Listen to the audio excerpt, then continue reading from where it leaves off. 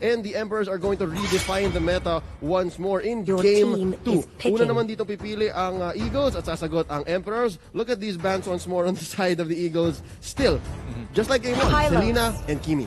Nakikita team impact is hindi picking. avail ng LPE na ibigay nila yung Selena after what happened from the previous series. Kasi laking bagay talaga. Hindi mo pwedeng iwanan yung Selena. Yun na lang kasi kapag iniwanan mo yung Selena, kapag hindi mo na siya nakita sa mapa, Lolita. hindi mo naman alam na bigla meron lilipad na araw sa likod mo.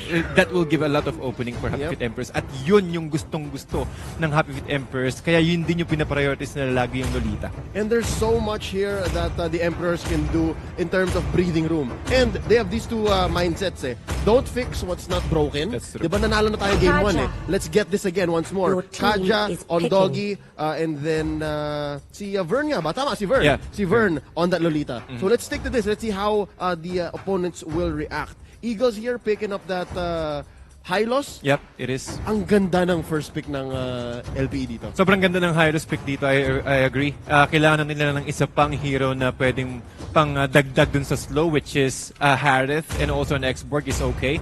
That's a very good pick here. We've seen this a lot Your team na is pwede kasing picking. pwede pagsamahin yung Glorious Pathway and also the Zaman Force. It will give you a lot of slow and making it easier for the Harith to dish out damage with his chrono dashes, and also mas madaling bumabad sa loob ng Ring of Punishment ng Hylos kapag sobrang bagal na nila. Here's my 2 cents dito sa ating Hylos. I like that his Glorious Pathway can define where the team fight will happen. Kasi isipin mo dito ba tayo, papasok ba tayo, pipilitin ba natin? Your Or team is ilalayo down. natin?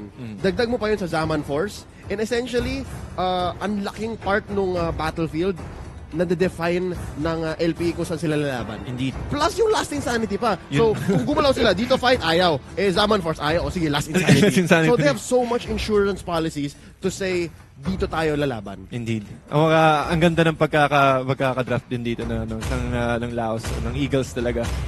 It's all about, kailangan lang nila ng isa pang, Your team maybe is they banned. either need to secure that Granger para mas maganda yung pag-setup nila on a Core. very good Core, range. yeah. Yes, a core hero, or rather a Chang'e. So we've seen a lot of new heroes right here. Pero tingin ko ang priority ng meta ngayon. Pero hindi ko pa sinasabing completely na ito yung meta. Baga parang the best Your team kite is or the best picking. hero na makakapag-kite na hindi ka napapunish will win the skirmish. Almost will win the fight. And parang yung definition ni Chang'e. Carry. Diba? Sobrang layo ng meteor shower niya. picking. Parang napapaulanan ng, I don't know if I don't know the exact math. Pero yung layo nung meteor shower, parang tinapunan ng full range abyssal arrow. Parang ganun kalayo yung tinatravel niya. Ganun kalayo. Diba? Kasi isipin mo yun, ang daming magic sarap na pwedeng ipang sa'yo. With that slow as well, isang core item lang, isang ice pin 1 lang, ang dami na niya tagang pwedeng ibigay. And we've seen that earlier against PSO, against VLDD Smart Omega and Signal Ultra Warriors. Isang Glorious Pathway lang plus plus Meteor Shower. Pero tingin ko hindi nila gagawin yun since meron na rin talaga silang Harith that has been secured. But Your you're right team is here, picking. paring Tads, they are actually investing a little bit more in core. So that's going to be the Claude. And it looks like ipipilit talaga nila yung Masha. Oo. Again, that's something that we can respect kasi nga people have started to figure out that Masha is good in certain roles, and we'll see how LPE brings this in. As they also have respect banned the Zask. Pansinin nyo ulit mga kaibigan, the Zask has been banned again, and that's 2 slots in their ban pool Chang'e. that is dedicated to stopping HFE. Yeah, indeed. Because, well, as of the moment, ang pwede lang talagang sumabay sa pagbilis sa bilis ng push ng objective ni Masha is si Zask lang naman kasi talaga eh. Kumbaga, meron ding ibang heroes pero with on a very safe spot, hayaan mo lang yung spawn na mag-take ng damage. Okay lang yung 14 gold na naman yung mas mataas pa yung pwede niya ibigay. But with that respect ban for Eagles, they understand na talagang sobrang flexible ng Happy Feet Emperors ngayon. And as you mentioned, the Chang'e, I guess no game can go without her being mentioned, banned, or picked. At yun nga, ang huling na-pick up dito ng HFE. Parang tayo, I just gotta throw the question out here now that we saw the lineups. Do you think the Eagles are going to go home after this game? Or you think may laban pa? You think may game 3? ang hirap sabihin eh. Hindi ko rin pwedeng sabihin na sure win ka agad to sa Happy Feet Emperors. Hindi ko rin pwedeng sabihin na makakabawi dito. Pero if you're going to ask me which is much more favorable in the lineup, in the lineup, yeah. I'll go with LPE here. Kasi iba pa rin talaga yung sakit ng Zaman Force plus the Glorious Pathway, given the fact that they have the last insanity from last week. I see. After that quick engage by Doggy, Vern, and Aaron onto Kilowash, let's go ahead and go into the Land of Dawn and introduce our players for Game 2.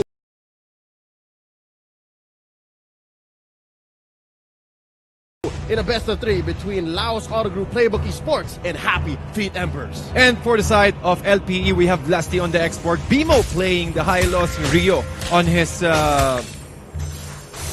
Harith, Kiluwash on the Masha, and Extort playing that Claude. There we go. Ito naman sa HFE, hinahabol na si Rene J ng Eagles. We have Doggy on the Kaja, Vern on that Lolita, Rene J once more on the Cho, Daniel as the carry. Doggy taking so much damage here from Rio, flickers out just to save himself. And of course, last but not least, Aaron on the cute little baby Changa. Yep, talagang ang ganda.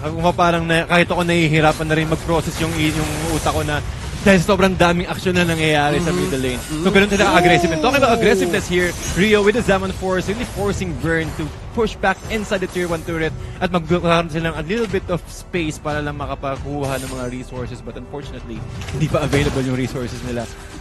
If there's anything I'm gonna notice here is ang bilis mag-level 4 ni Rio. That was ridiculous. No level 4s yet on the side of HFE. Speaking of devil, Aaron just hit level 4 right there. But let's talk about Rio once more. Wala pang 2 minutes Hinakit niya na at nag-Zaman Force agad siya sa top. Oo nga nakakabigla. Sabihin mo, ganun lang siya kabilis. Ganun agad siya. Within the span of less than 2 minutes, may level 4 ka agad. So, ang bilis ng impact. So, tingin ko, maganda siyang pag-aralan kung paano niya nagawa yun. Kasi isipin mo, level 2 pa lang ibang kampi niya, pero level 4 ka agad siya. But while that is happening though, Kiluwash will be forced to go back. Hindi niya pa rin taga-avail. Kasi meron ding charge si Vern na pwede niyang i-abuse yun kapag sobrang baba na ng HP ni dito. That was close. That was close. I mean, without that flicker, tapos na dapat yung top doon ng HFE. But yeah, let's move on to bot here. Exhort being left to his own devices. Art of Thievery onto these minions. Renegade jumping in. And there is the BMI out. Bimo papasok naman. Renegade being kicked in alongside that horsey horse flicker out naman ng ating Hylos dito.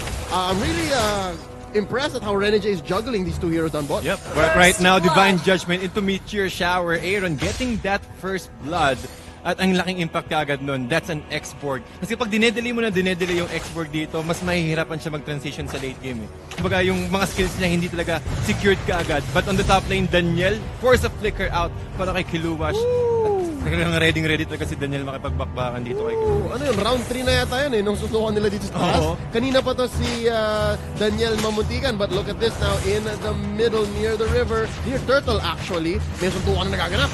Habang si Bimo still trying to run away. Glorious Pathway mo ang kinasa na kaagad. Talagang hindi nila avail na mamatay dito sa Extort. Pero habang nangyayari yun, yung HFE naman nagkaroon ng opportunity to dish out damage and probably take down this turtle in their favor. But unfortunately here, medyo kukulangin yata. Hindi na kinulang since si Aaron, ginamit niya na lang talaga yung kanyang Meteor Shower para matapos agad. Kasi sobrang tagal hindi mo avail na magkaroon ng opening yung Eagles dito na ma-steal yung turtle.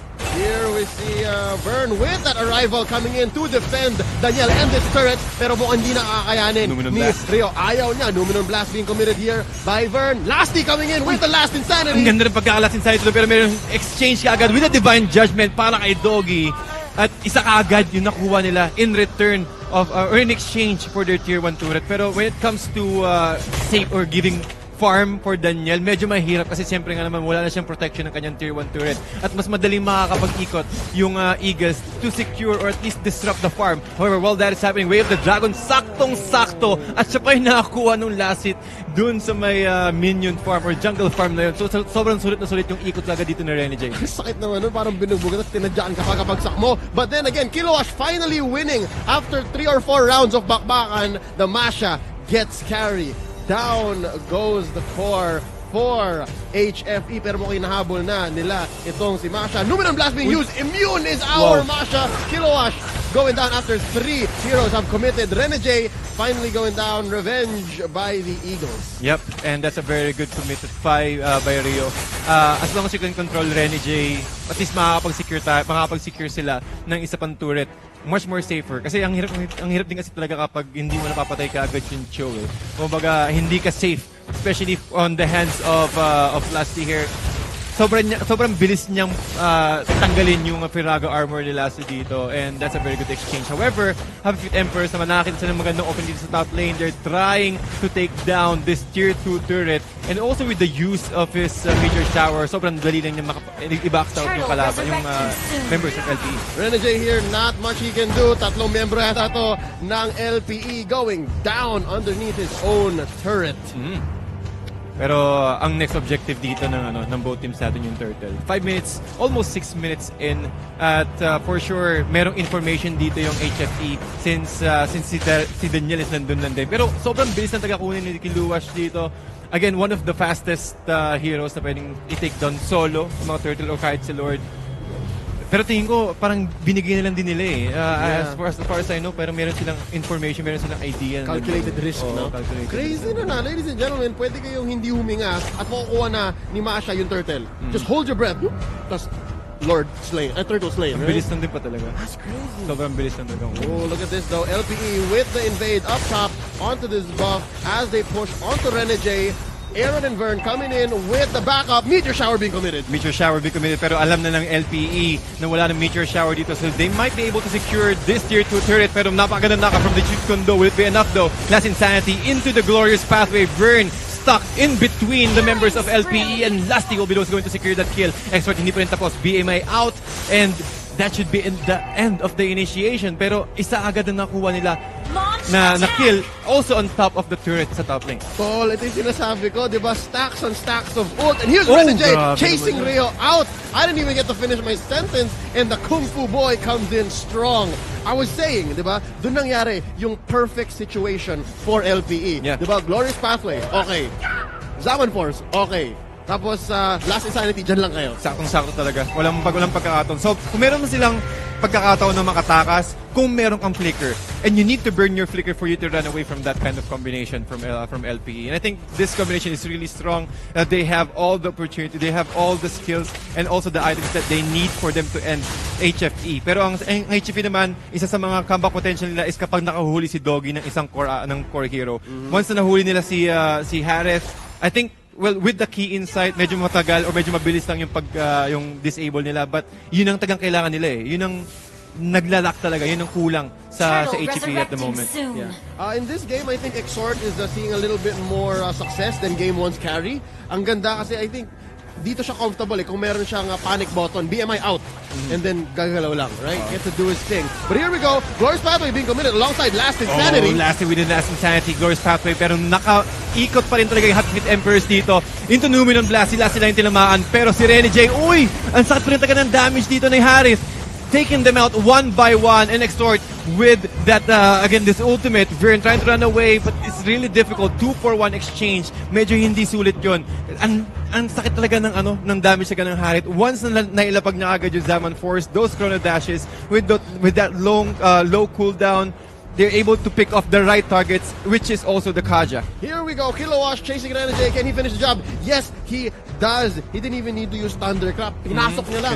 Pinasok niya lang. And again, that's all because of Masha's first skill. She clicks that, she has a little bit more movement speed, she takes some damage along the way, pero yun nga, she just gets better kasi the lower her HP is, right? Yep. Back to the action here, hindi pa rin napupush ng LPE ang mid ng HFE. And I believe this is HFE strategy. As long as mid is up, they're able to rotate the way they want to. They're going to protect that middle tower, the first tower, with their life. Mas mahirap din kasi talagang mas mahirap talagang wala makipagbakbakan sa middle lane kapag ikaw yung pasagad ng top lane. Kasi ang dami mong access eh. Pwede ka makapunta sa may jungle area and also the bottom lane. Pero habang nangyari naman to si Vern, taking a lot of damage from Extort, and he will go down as well. Dalawa agad ang ultimates na nakomit dito ng LPE, and they will decide to go back, wait for another cooldown, and then go and engage again.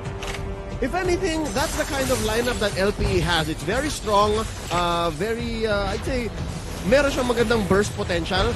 Pero yun nga eh, once the ult are out, ang ganda na ng pasok ng HFE. They will just take over. But then again, you're looking at Doggy who has one Divine Judgment. Sinong tatargetin mo ng Divine Judgment? They're all very good targets except maybe for Hylos. Oh. Lord, Right? Well, resurrecting tingin ko dito soon. talaga si Exort yung pinakamaganda and also Rio. Pero nakita natin kanina, sinubukan ni Doggy na Divine Judgment sa Exort pero ang ganda ng timing ng kanyang Purify dito. Hindi niya agad nahuli and that ends the engagement. Nakakita ng opportunity dito si Lusty na gamitin kanyang Last Insanity. That should be enough for them to force 3 heroes out of the Tier 1 turret and it will be easier for LPE to secure the Tier 1 turret away. Here's what's dangerous right now. LPE, we see that they have the gold lead, about 3,000. Pero tingnan natin yung side ng HFE. They have a good hold of the map, especially how they kept that middle lane. Pero the longer this game goes, I just gotta say, the more that it's going towards the Emperors. Kasi nga meron silang carry. Indeed. Kasi kapag ang advantage lang kasi talaga ng carry dito is pag tumatagal yung laro, mas mabilis siyang makakakuha or mas mabilis siyang makakapag take down ng mga tanks, even the core heroes with the use of his light will mark. And with that, I think Happy Feet Emperors really needs to contest. They're just looking for a nice opportunity or for a nice opening here. Ang dami rin kasi nilang pang crowd control eh. Meron silang Numinum Blast, meron silang Divine Judgment. Tingin ko opportunity lang talaga. Sa sobrang pulido ng rotation ng LPE, ng Eagles, ang hirap nilang hulihin. Here we go. Lasty with the Last Insanity underneath the turret to push back the HFE assault.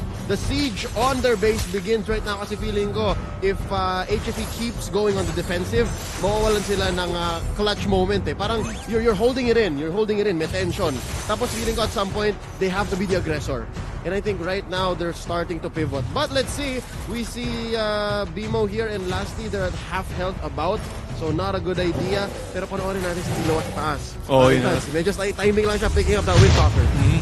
With the Windtalker, again, with a lot of attack speed, he can just easily rip down those turrets away. Pero 50% na yun ng Lord dito at nag-aabang din ng maganda opportunity. And I think this is the opportunity that they're looking for. Doggy, almost a little bit of HP left. Ginamit na kailang Meteor Shower but it is not enough. 2 heroes down sa side ng Happy Feet Emperors and make that 3. At ito na yung hinihintay nilang opening para ma-take down yung Lord. At kapag nakuha nila yung Lord, nako, ang hirap na mag-defend dito sa side ng Happy Feet Emperors. They're not ready to at least fight another this kind of 5v5 clashes yet. Kailangan talaga makahuli. Sila dapat yung una mag-i-initiate para manalo sila dito. Kaso ang hirap din kasi talaga eh ng composition na ng LPE. Glorious Pathway and the Zaman Force, ang hirap makatakas. Ano ba yung mga mobility skills nila? Yes, they're a little bit of mobile, pero kapag nagamit nila yung mga skills nila, there's really no way for them to run away. Yeah. Ang dami nilang pang-catch, especially with Kilua. Yeah, and the thing is, Hylos, paunahan lang talaga to eh. I think it's a fight between Aaron and Bimo. If Bimo can wait until Aaron can decide to go ahead and throw out the Meteor Shower, doon siya mag-Glorious Pathway. Kasi nga nagre-regen si paring Hylos. He's much tougher when he's inside the Glorious Pathway. So he can even block for the members of LPE. Diba? So Meteor Shower is kind of neutral from there. Control talaga. Control lang. Kaya niyan talagang i-absorb lahat. Kasi ang power spike lang din kasi talaga ng Chang'e is yung early game. Kapag hindi ka nakapag-farm ng early game, medyo hindi ganun kasakit yung Meteor Shower, just like so. And sabi mo nga kanina na si Bimo, once he uses Glorious Pathway, ang bilis ng regeneration at ang hirap. Ito nga yung huli na kailangan nating rather hintayin. Doggy with the Divine Judgment, but it's not enough though. Doggy, he will go down and also Extort with his ultimate, able to take down the members of Happy Feet Emperors one by one, and Rio almost going down here. The pushback, Renegade with a nice Jeet Kundo, able to isolate, but the damage, he's able to kill the Harith though, but it's Daniel against Lusty and Extort. Pero may problema rin si Kiluash from the middle lane. Now, Kiluash sobrang bilis, kakalimutan niya lang tagay inhibitor. And LPE, the Eagles, able to even it out with a 1-1 score. Usually games are ended with a period, but Kiloash made sure that was an exclamation point.